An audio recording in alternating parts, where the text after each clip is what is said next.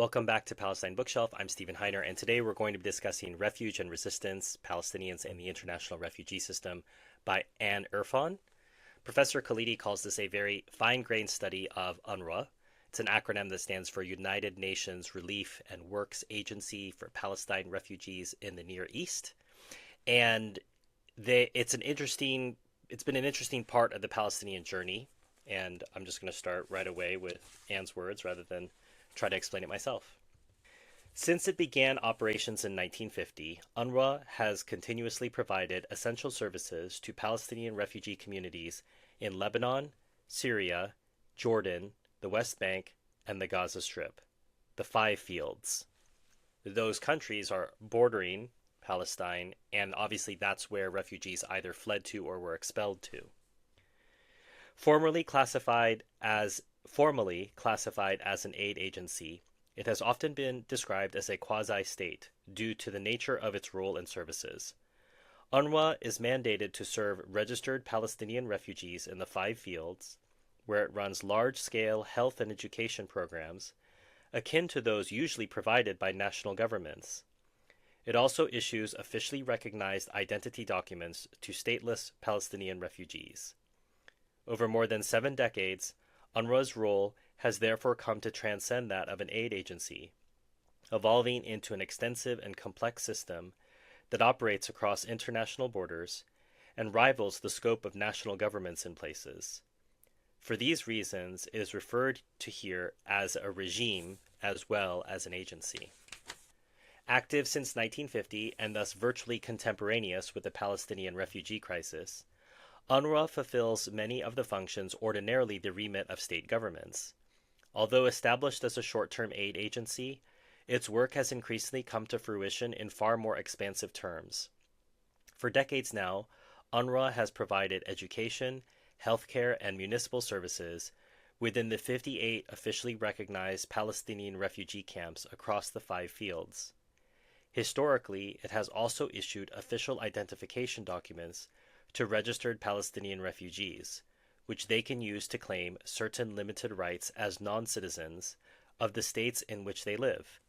This has made UNRWA a vital part of Palestinian history and makes it especially key to questions of their national identity as a stateless and scattered people. At the same time, of course, the UNRWA regime is severely limited in its state-like capacities. Although it runs programs on a governmental scale, it has none of the security, military, or territorial functions that ultimately determine statehood. While the refugee camps might be termed extraterritorial spaces in some regards, UNRWA has no sovereignty therein and does not own the land on which the camps are built. Moreover, the nature of its mandate means that the agency always remains subordinate to the host states in which it works, or in the case of the OPT, the Israeli occupying power, and so cannot operate without their permission. Finally, UNRWA is a temporary agency. Hard to believe all these years later that it's a temporary agency, running on a short-term mandate that is renewed every 3 to 5 years. Its eternally temporary status imposes considerable limitations on its functioning and severely restricts its state-like qualities. With all these caveats in mind, I conceptualize the UNRWA regime here as a quasi-state, reflecting the fact that, in the words of the agency's own management, UNRWA can do at once more and less than a state. This setup has generated what is sometimes called the protection gap for Palestinian refugees. To put it simply, while all other UN-registered refugees are entitled to protection from the UNHCR, Palestinian refugees alone are beholden to UNRWA, which has no such mandate. As such, they are unique among refugees in being internationally unprotected. Their vulnerability on this front is compounded by their collective statelessness. Moreover, there is no international body pursuing political solutions to the Palestinians' dispossession. Instead, they have UNRWA's relief services and humanitarian programs, with the agency looking to promote their socio-economic well-being without regard for their political rights.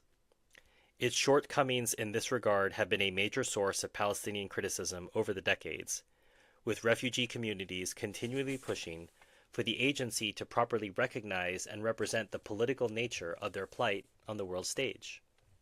By providing socio-economic aid without political redress, UNRWA's work exemplifies many of the problems inherent in international humanitarianism.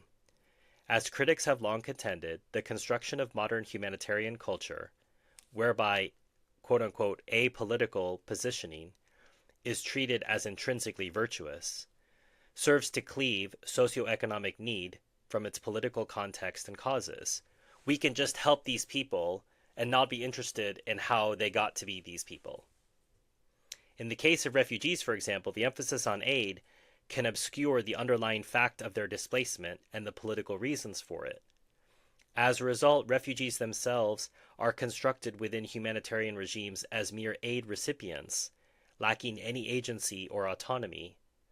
The identity category of the refugee is stripped of political context and thus silences a critical part of what displacement really means.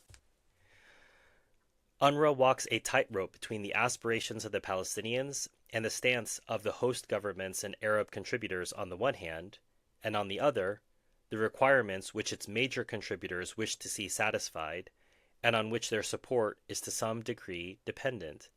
On occasion, the two are compatible. More often, they are not. The perception of UNRWA as a quasi-state has generated an expectation of protection from many Palestinian refugees, especially in times of particular vulnerability. Roy Skinner, the agency's former director in Jerusalem, has said that the refugees instinctively look to UNRWA in times of trouble, and there is clear evidence of this from very early on. As early as 1955, when Israeli forces killed a Palestinian boy during the Gaza raid, the community responded with demonstrations that targeted the agency as well as the Egyptian administration.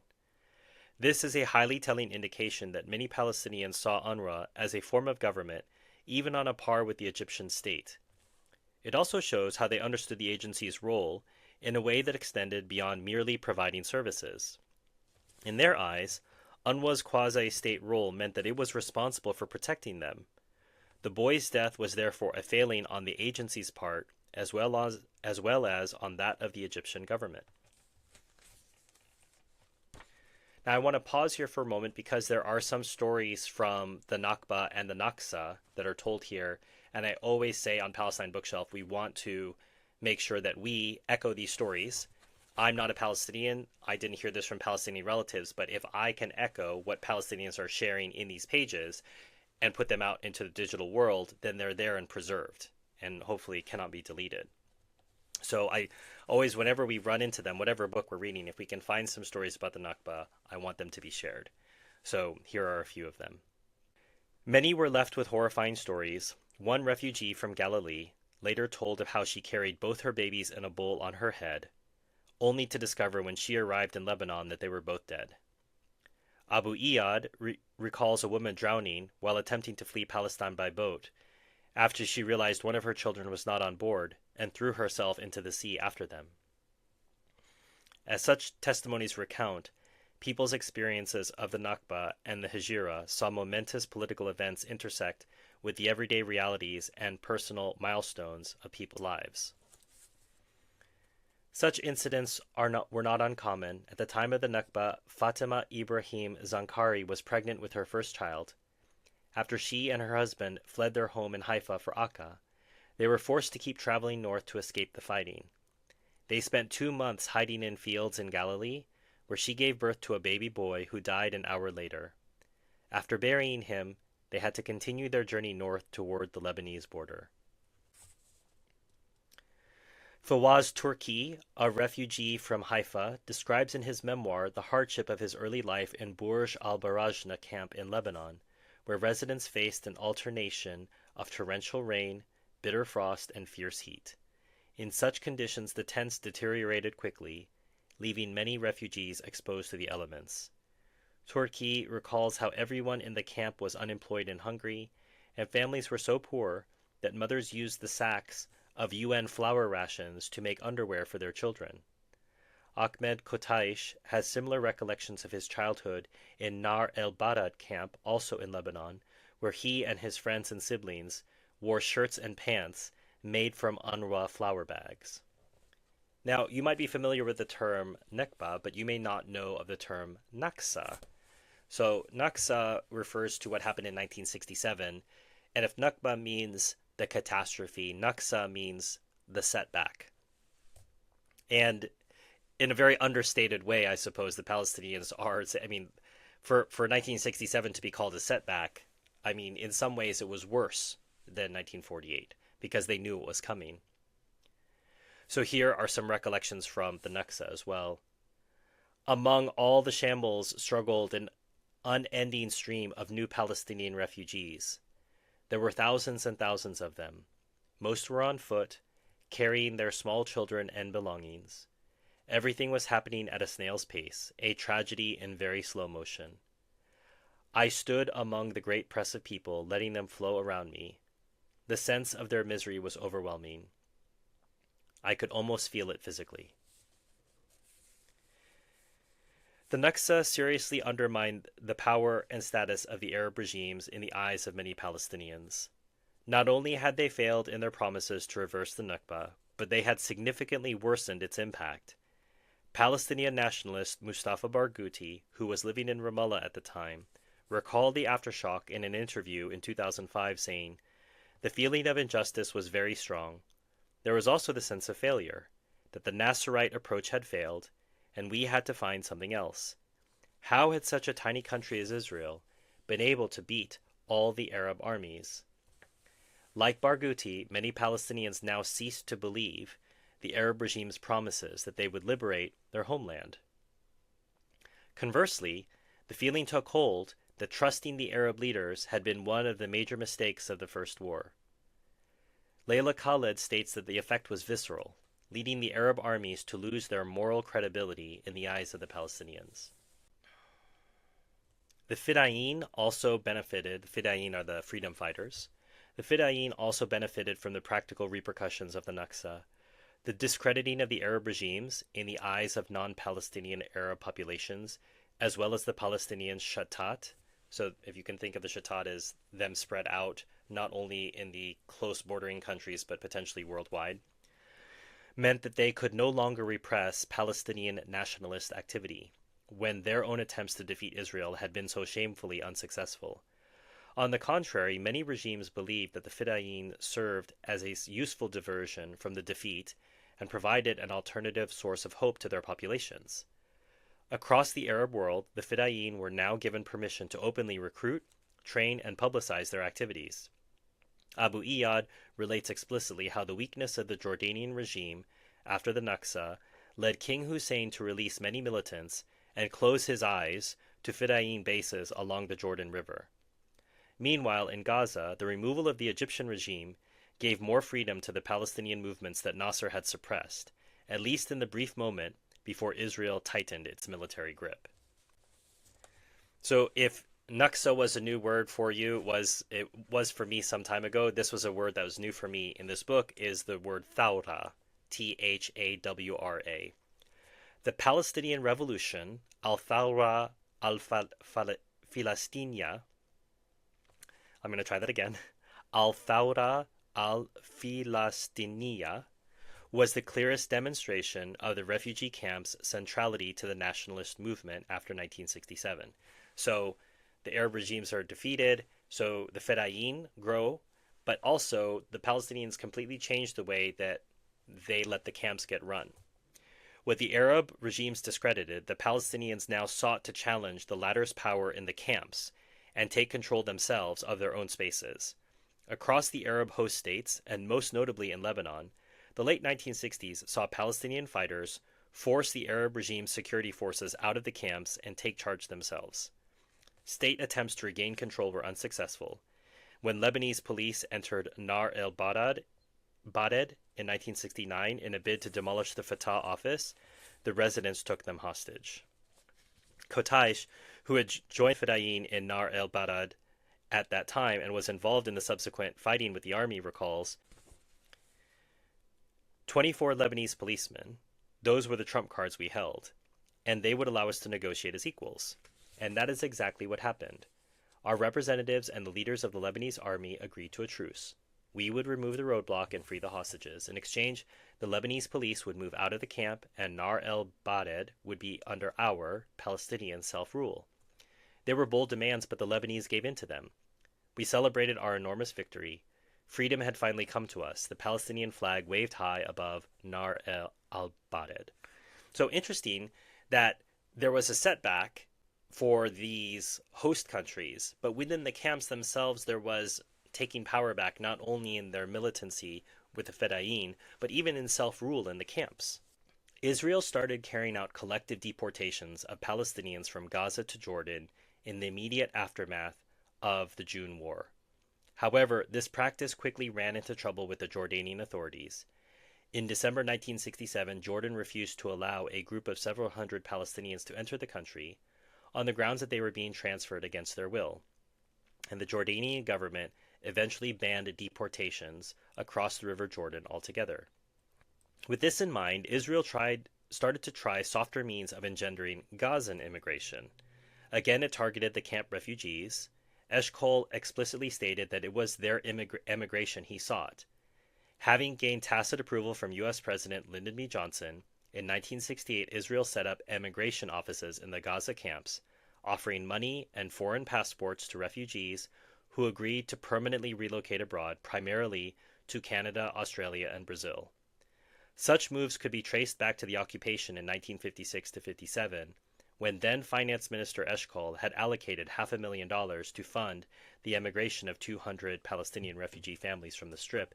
And if I remember correctly, even that scheme was botched and people were stranded in those countries without money, and they had been, surprise, tricked by Israel. While the government had hoped that the emigration offices would elicit the movement of thousands of refugees out of Gaza, in practice they had limited success. Observing this, Israel turned to a third tactic, suppressing standards of living in Gaza in order to encourage people to leave. Does that sound familiar to you? So when you think about, is anything new in Israel's policy? No, they've been doing this since 1967. Let's make things so bad that people in Gaza want to go. Israel's transfer policies in Gaza intensified in the early 1970s. In 1971, the Israeli governor of Gaza, General Pundak, spoke about breaking up some of the large camps and moving refugees. Under the policies of Commander Ariel Sharon that year, 38,000 Nakba refugees were uprooted for the second time and resettled elsewhere. 12,000 of them were sent to encampments in Sinai, while the others were dispersed between the Deisheh refugee camp in the West Bank and towns and cities elsewhere in Gaza. So we've been talking around the refugee issue, but we should probably define what does it mean to be a refugee, and there's some definitions here.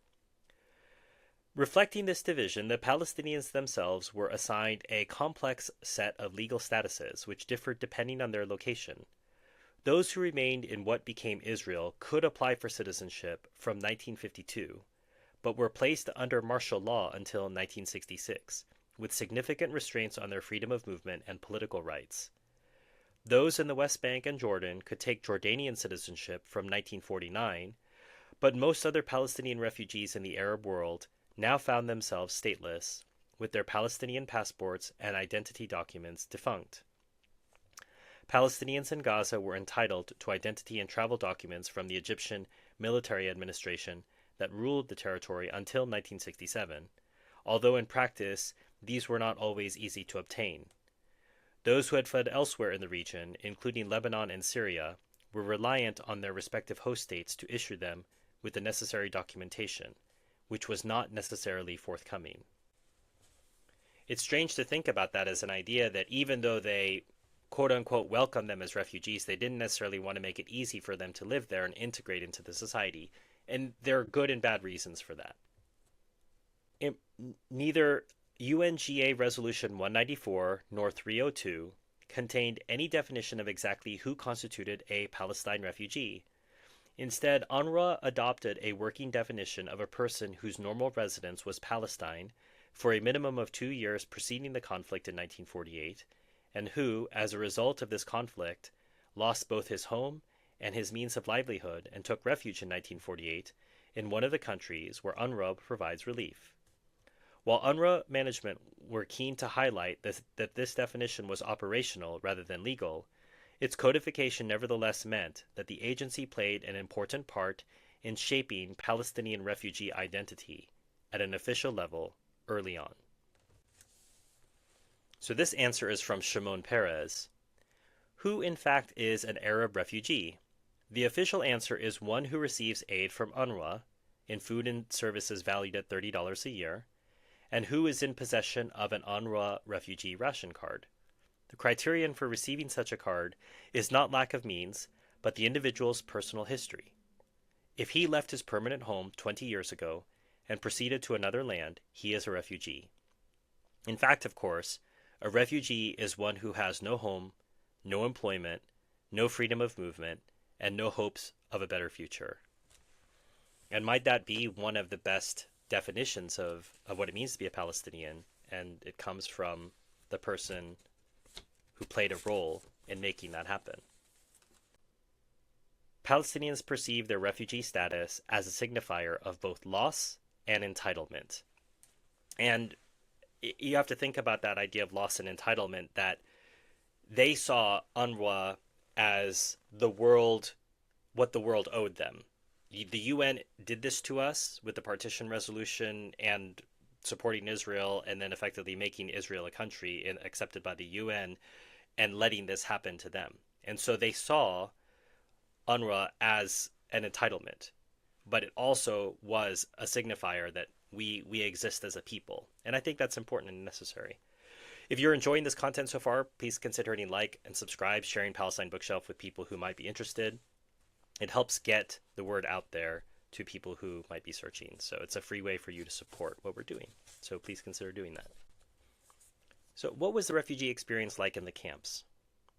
In practical terms, older generations of refugees helped preserve the collective memory of Palestine in the camps by passing down not only their memories, but also the deeds and keys to the houses left behind in 1948. As a result, the generations born in the camps continue to identify themselves as belonging to whichever town or village their parents had left during the Nakba. For example, Atwan was born in Deir al-Balah camp in Gaza in 1950, but grew up hearing detailed stories about his family's hometown of Isdud from both parents. He talks about the importance of the older generations in the camp as sources of knowledge in this regard.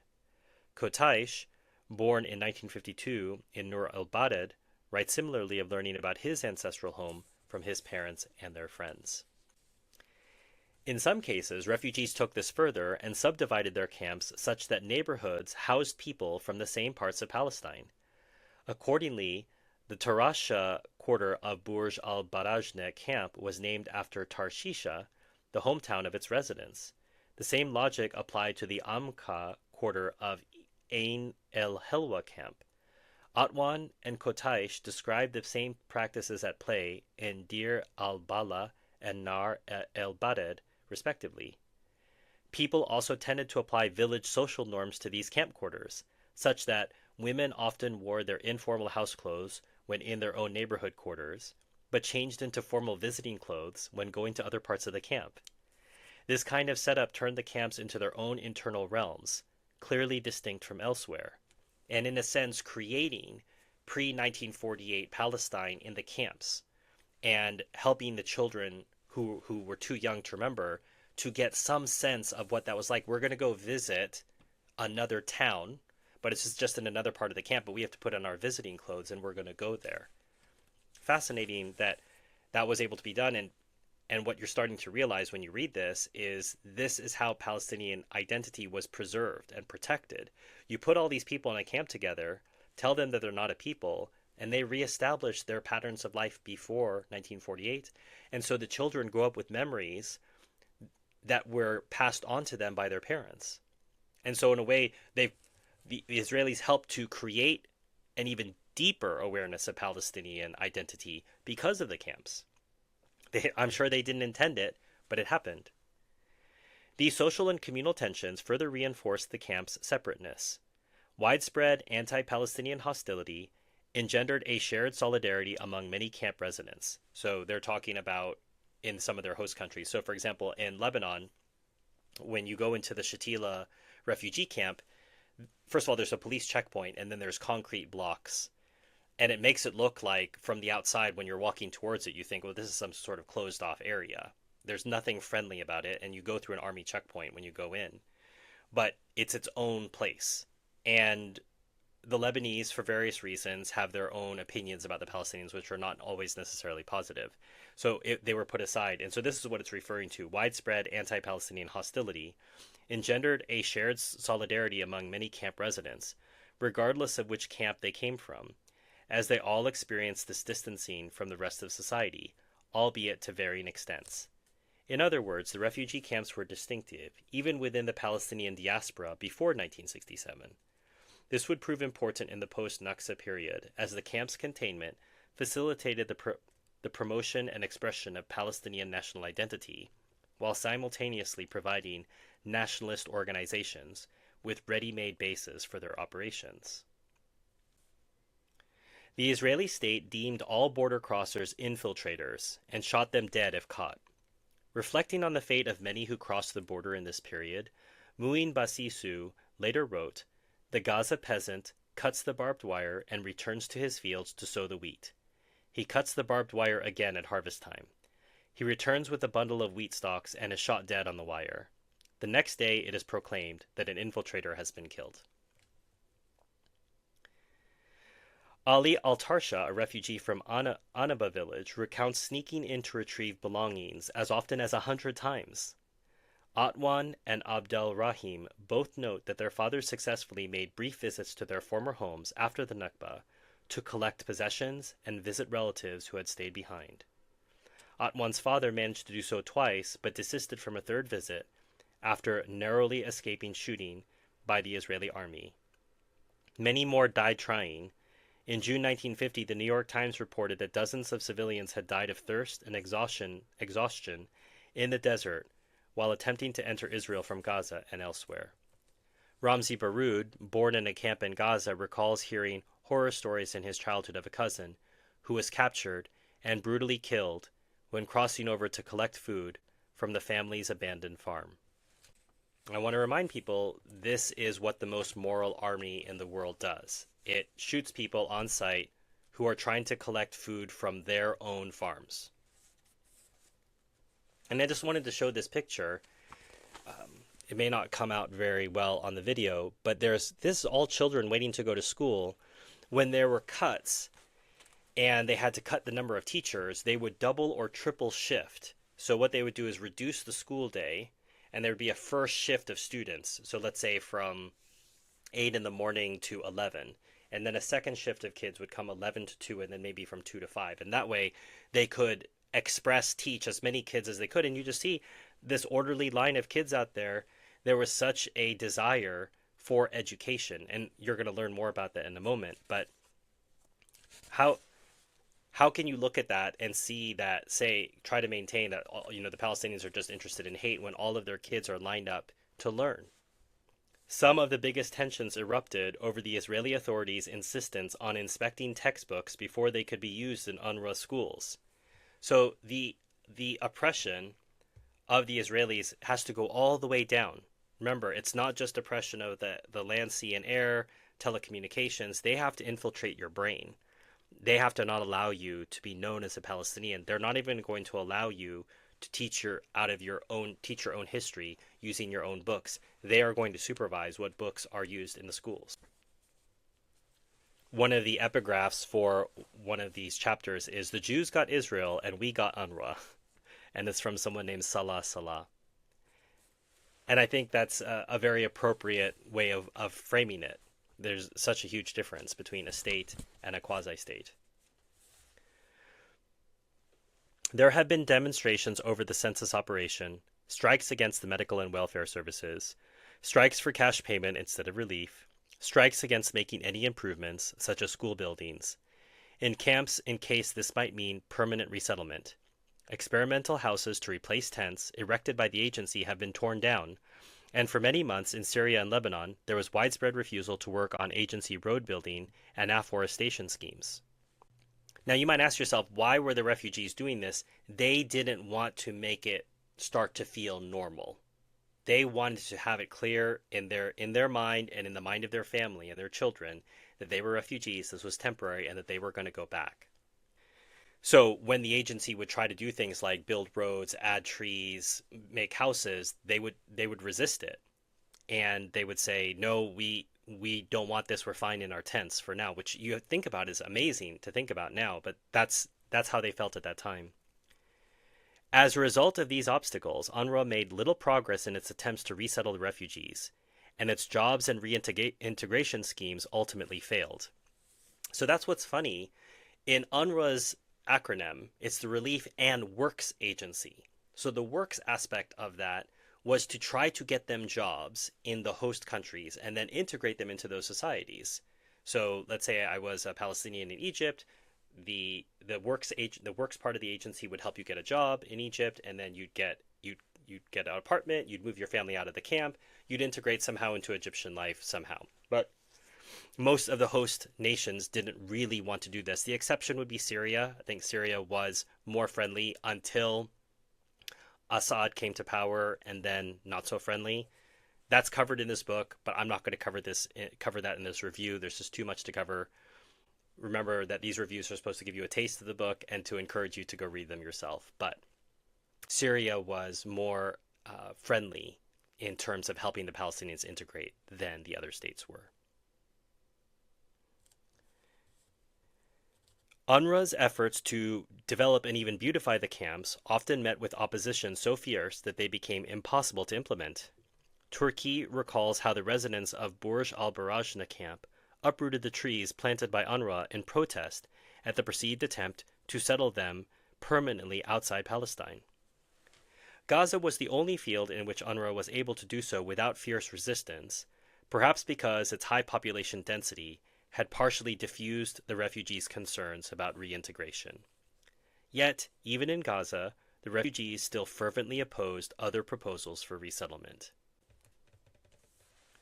As time went on, UNRWA increasingly found that its focus on jobs and resettlement was not only unpopular, but also costly and inefficient. Consequently, it came to consider a change in focus, although only much later would it acknowledge that the refugees' resistance to resettlement had been the major reason for this. From the mid-1950s, the management was focusing on education as an alternative approach. By 1957, it had quietly dispensed with its job schemes, although it retains the works element of its titles to this day. The number of UNRWA schools increased from 61 in 1950 to 386 in 1958. Indeed, the earliest camp schooling predated UNRWA, as refugees had set up makeshift lessons in tents, the open air, or vacant shelters. UNRWA didn't bring the hope and desire of education to the Palestinians. The Palestinians were already doing that, as it notes here, on their own, but it definitely sped it along and it expanded it and it gave it more life and strength. And if you realize this, you'll understand that who were some of the first UNRWA students. Hassan Kanafani was one of them. And that was some of the direct results that this generation that was learning had the opportunity to carry that learning out into the real world. A vegetable box became a blackboard, and with a piece of lime, the teachers wrote on the boards they had painted themselves. They began teaching the children, and hope began to spread. When the Palestinian child in the camp at Buraj, Nusrayat, Maghazi, Arimal, Jabalia, Rafah, Khan Yunis, Deir al-Bala, and Beit Hanun held a pencil in his hand and made his voice appear on paper, his father felt that the child would someday carry a weapon. Education was thus seen as intrinsically tied to Palestinian liberation. As such, it was the polar opposite of the hated reintegration schemes. UNRWA's comprehensive education system meant that a generation of Palestinian refugees overtook their Arab counterparts in education attainment. At the same time, by involving itself in education, UNRWA increasingly, if inadvertently, became incorporated into Palestinian politics. And you'll remember, if you go back to my original reviews, I have done now several reviews on One Palestine Complete, one for this channel and three that I originally did on the Palestine Bookshelf channel. I just broke one review into 3 parts. And one of the things that the British didn't want to do under the mandate is educate the Palestinians too much, because they knew if they educated them, they would become aware of how unjust the situation was. So they purposely retarded the growth of education while letting the Jews open as many schools as they wanted. UNRWA wasn't burdened by this. They just said, we'll have as many schools as possible. And as a result, you have people like Hassan Kanafani coming out of these schools.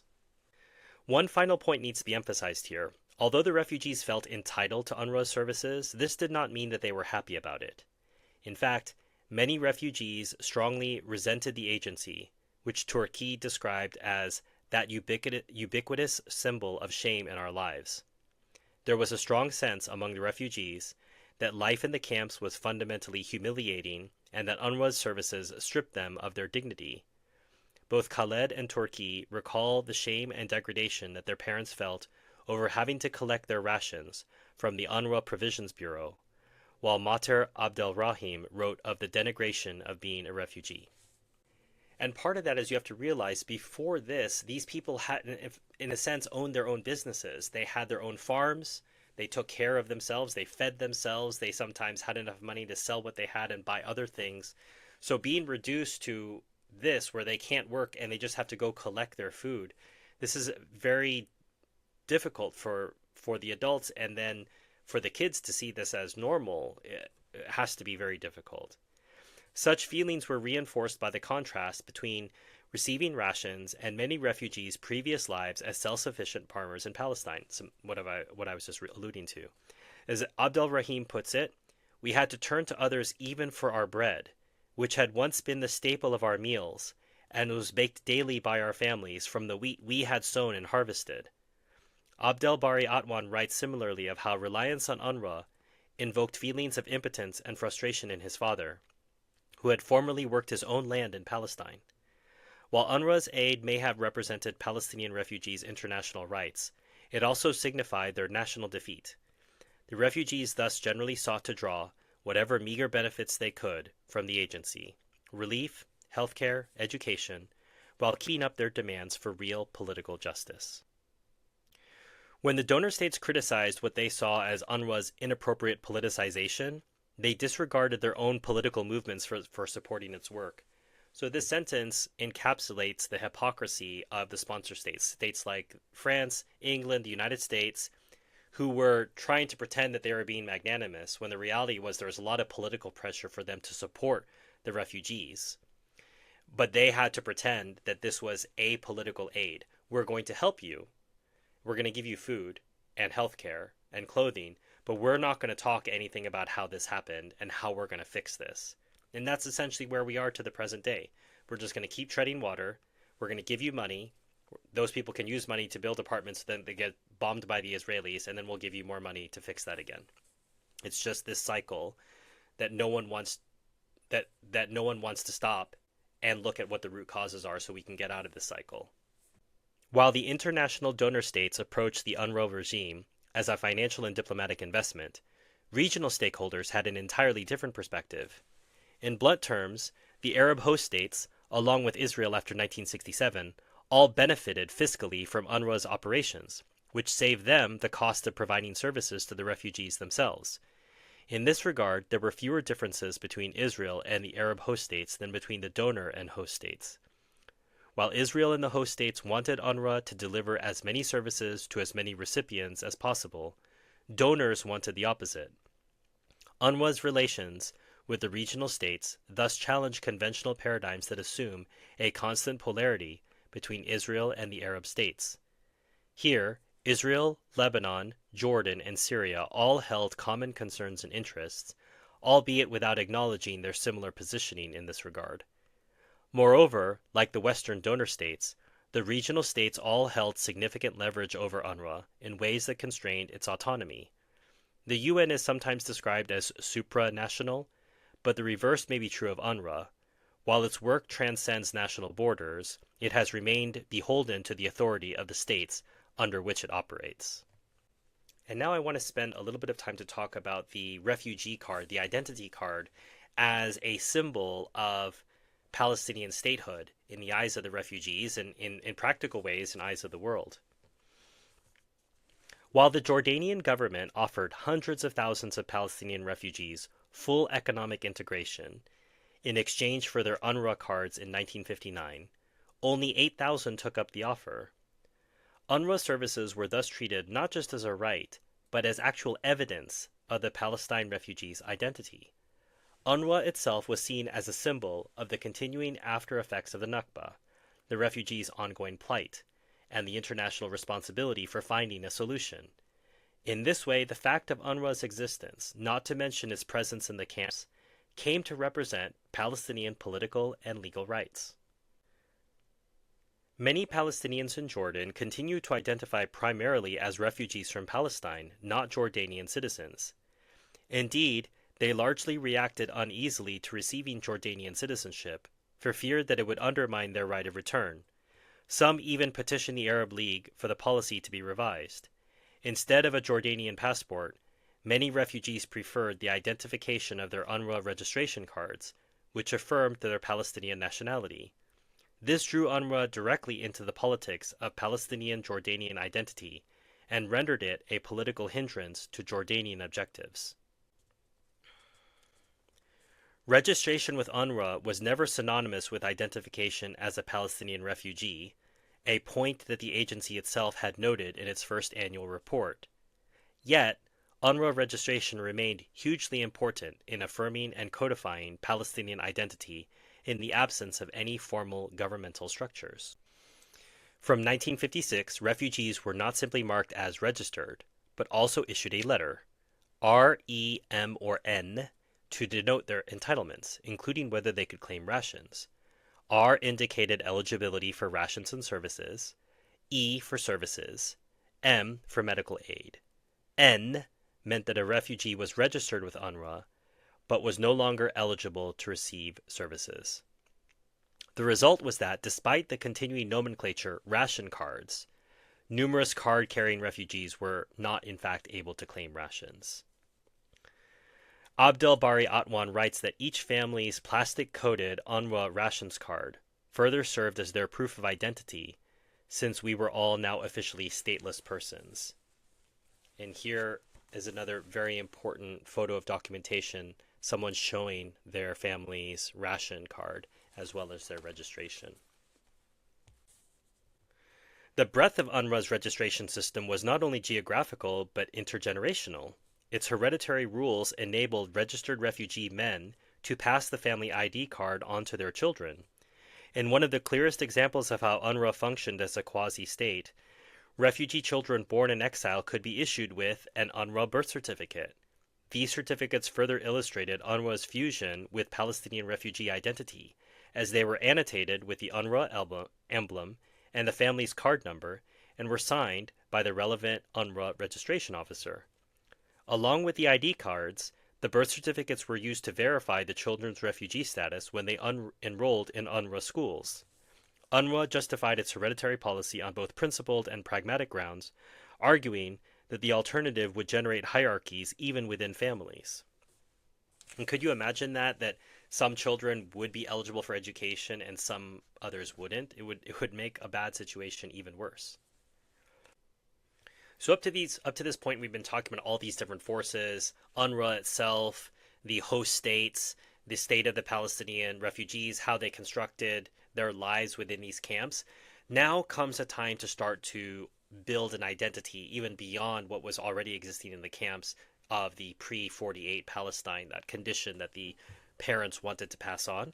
How would you think about Palestine, and how would you construct what you wanted for the future? Ideas often centered on the perceived purity of the peasant lifestyle. In her memoir, Leila Khaled paraphrases what a middle-class Palestinian teacher in Lebanon told her about the Falahin. They are the true children of Palestine because they live on the land and cultivate and harvest it. Virtue is a part of the people of the land, and the simple folk are the backbone of all societies. Those peasants did not leave Palestine willingly like the rich people who now live in villas in Cairo and Beirut. They were forced to go out to make room for the Zionist intruders. Layla, those are the people of Palestine. The peasants' close link to the Palestinian land made them the perfect emblem of the nationalist campaign to reclaim it, and was taken as a sign of their virtue. And you can see how this has come from her learning about this in a school in Lebanon. throughout the Shatat itself, such that I remember in the documentary Killing Gaza, I'll put a link in the description as well as a card, a very fine documentary done by Dan Cohen and Max Blumenthal. A Palestinian in Gaza reaches down into the dirt and he rubs the dirt on his shirt in front of us and saying, I am from this land. I will die here on this land. No one will take me from this land. And that is because of that identification, Sumud, and the love for the land is tied together with a desire to work the land in a certain sense. So there's a romanticization of this peasant lifestyle, but not without reason. I don't think romanticization in a sense of we didn't want to do it. They would like to. If they could have a chance to work the land, they would gladly do it. That's how most of these families were trained. Accordingly, the Fida'in drew heavily on the typical imagery of the Falahin in order to convey a sense of Palestinianness. Arafat, who came from an urban background and had grown up in Cairo and Jerusalem, led the Fida'in's widespread adoption of the keffiyeh as a throwback to the peasant headdress of the revolt of 1936. So you can see now something that we completely associate with the Palestinian movement, the keffiyeh, was something that was adopted to affirm Palestinian identity in this stateless situation. And in the early years of the occupation, I've also been told stories about Palestinian women adopting more traditional dress. This is less so now, but in the early era, they wanted to basically put their Palestinianness on display. And so the keffiyeh was one of these things, the glorification of the peasant, and wearing traditional dress. And I think this was important in establishing what does it mean to be a Palestinian for generations who grew up outside of Palestine. The Israeli authorities encouraged some of the displaced to move into newly built city flats instead. In the name of all the refugees, we, the Mukhtars, cannot agree to buy or have on rent such new Israeli-built houses outside the camps because we are still refugees, and we, the refugees, are satisfied with our respective existing shelters provided to us by UNRWA. There are some refugee families who are overcrowded in their present shelters in the camp, to which they were moved as a result of demolition of their respective shelters for widening of roads and opening of streets by the authorities. So this is from 1972, and these are Mukhtars who are trying to make the case again, we are not interested in moving into permanent housing. We want to stay in our temporary housing because that is going to underline the fact that we want a solution to this problem. We're not going to stay here forever. If we did want to stay here forever, of course we'd move into the comfortable houses. But they didn't want to create that, and that just shows you how deep this conviction was. They were going to refuse more comfortable housing on principle. Jordan is an unusual case in numerous ways. While Lebanon and Syria both have significant Palestinian populations, only in Jordan do Palestinians form the demographic majority. More than half the Jordanian population are of Palestinian origin, and around a third of the Jordanian population carry UNRWA registration cards. Moreover, unlike either Syria or Lebanon, the Jordanian government had staked a claim to part of historic Palestine, having annexed the West Bank in 1950, to the chagrin of many Palestinians. All this meant that Jordan was more intimately connected to the fate of the Palestinian refugees than any other Arab state. And I would say that's true. However, this also comes with a flip side, which is repression.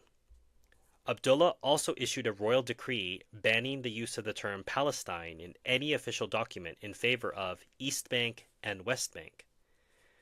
Jordanian domestic policy toward the Palestinian refugees was grounded in the same principles. The regime wanted Palestinians to identify primarily as Jordanian citizens, not refugees, and even prohibited the use of the term refugee in political reports in the 1950s.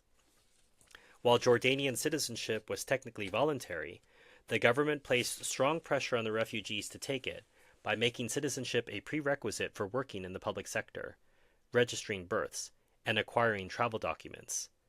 Such moves fueled suspicions that despite its call for the refugees' return, Jordan really favored their permanent reintegration. Indeed, Western diplomats noted that, unlike every other Arab state, Jordan did not express any opposition to resettlement in early diplomatic meetings after the Nakba.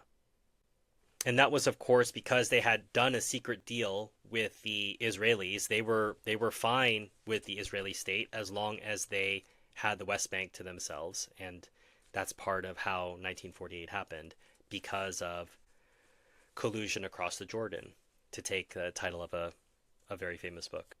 So I'm going to close this review by reading the end of a chapter as a way, I think, to summarize all the different things we've been talking about today. The nature and tensions of the Palestinian refugees' relationship with UNRWA are central to their national history. While the refugees were consistently marginalized in structural terms, they gained important informal leverage from the fact that UNRWA needed their acceptance and cooperation to be able to function. In some respects, such cooperation was forthcoming. With the occasional exception, Palestinian refugees generally supported UNRWA's existence and favored its continuation until their plight was resolved. Indeed, many deeply feared its dissolution and vehemently protested any sign that UNRWA might be diminished. At least in this sense, the refugees strongly supported the agency and its work. Problems arose not over the fact of UNRWA's work, but rather its nature and purpose. Tensions stemmed from a fundamental divergence, as the refugees and the agency held different interpretations of the agency's role. From the perspective of its senior management, UNRWA was a purely humanitarian body that existed to provide apolitical welfare services. For the refugees, including many of those who worked for the agency, this was a misnomer. Their situation was essentially political, and an organization like UNRWA could not engage with it so intricately while purporting to be apolitical. As a result, many Palestinian refugees criticized UNRWA for insufficiently advocating for their rights, worrying that it was operating with the ulterior motive of undermining their political interests. The complexities of UNRWA's relationship with the Palestinian refugees, and I'm sure you've just heard it all above in that paragraph, challenge many common assumptions about refugees and aid more generally.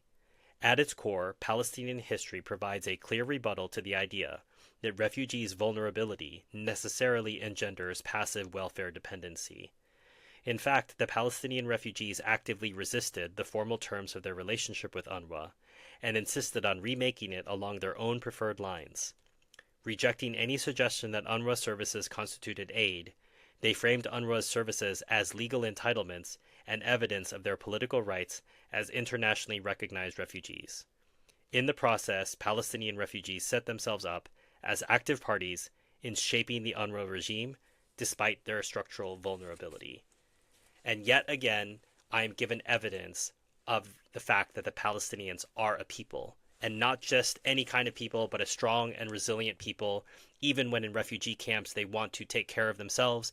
They want to make sure that their children are fed. They want to make sure that their children are educated, and they want to have the ability to work. They don't like having to take assistance. They are not bums waiting around to be handed out things. They want to work. Over and over and over, this is the theme. Palestinians want to work, provide for their family, give them good things, like many other people in the world. And they are denied this basic right over and over and over, from 1948 to the present day. It's not a long book. It's a couple hundred pages. It's dense reading, though. It'll fool you. So yes, it's a couple hundred pages, but it reads probably more like 300 pages. And there's a lot of helpful footnotes, bibliography, articles that it's referenced. So Anne took, I think, 5-6 years to write this book. Thank you so much for writing it, Anne. It's a book that covers an area that I think it isn't as widely known. I certainly learned a lot from it, so I'm very grateful for having read it. And if you'd like to learn a little bit more about UNRWA, buy a copy. There's a link in the description. It's one of the ways you can support this channel. A free way you can support this channel, as I alluded to before, is by hitting like, subscribe, sharing this with people who might be interested, learning more about the refugee problem and how things work in Palestine. If you'd like to thank me for this presentation, consider using PayPal or Buy Me a Coffee. Those are linked below, as well as links to Patreon and YouTube membership. Those are ways you can support me on an ongoing basis. You'll get early access to videos like this one. You'll have a chance to chat with me behind the scenes. You'll also get access to videos that I don't release to the general public, that only go to my patrons and members. There's also a link to my Amazon wishlist. If you want to sponsor a book in the future, browse through there. You'll find books on France for my Americans in Paris project. For my main channel, Stephen Heiner, you can browse over there, take a look. But any books on Palestine, they're for this channel, obviously. Buy a copy, send it to me, and I'll do my best to review it in a timely manner. You'll also see linked below the Palestine Children's Relief Fund. They're the charity that we hope to support when the channel is monetized. And the way that you can help get this channel monetized is to watch as many videos as you can. That bumps up our view count, our hour count. And once it hits a certain number, we'll be monetized. And when we do that, we're going to put 100% of the profits towards the Palestine Children's Relief Fund. They help children get medical care who could not otherwise get it. Support them directly in the meantime, but support them indirectly by watching this channel. As always, until next time, enjoy your reading.